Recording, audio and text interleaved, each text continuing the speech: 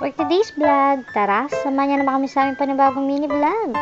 At hato nga ang makulit na sayo na nagpunta nga kila nanay.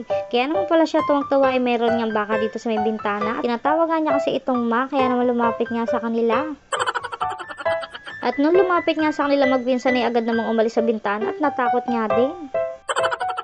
So, sobrang tawag nga nila dito sa baka, ikaw lang nangalan din na ilawit ng baka dito yung ulo niya sa bintana.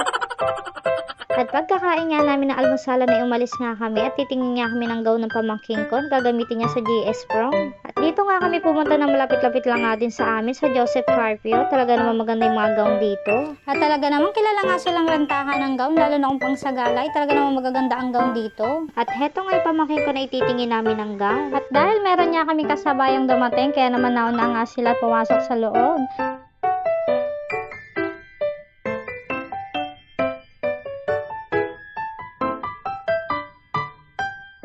At heto nga ang makulit na sayo na kahit naman sobrang init ang pwesto dito ay talaga namang hindi umaalis at nakita nga siya ng isda.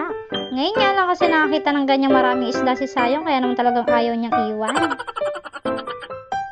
At pamaya-maya lang ay pumasok na nga din kami dito sa loob at yung makikita niyo naman talaga nagagandahan ng mga gown dito. Habang hinihintay na nga lang namin yung gown ng pamangkin ko at sinabi na nga namin kung anong gown niya kailangan niya.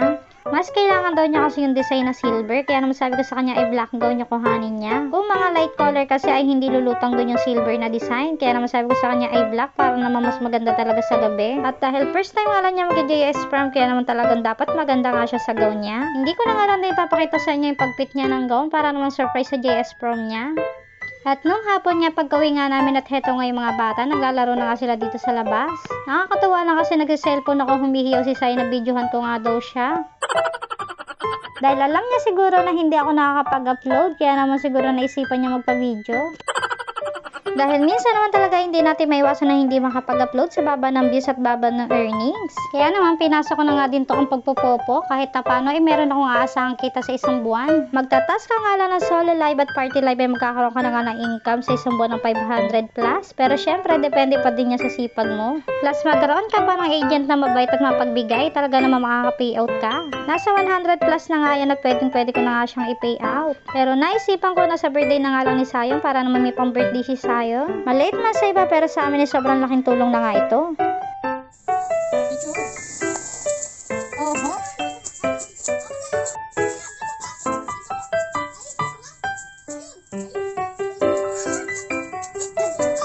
O siya, see you in my next vlog. Thank you for watching. God bless.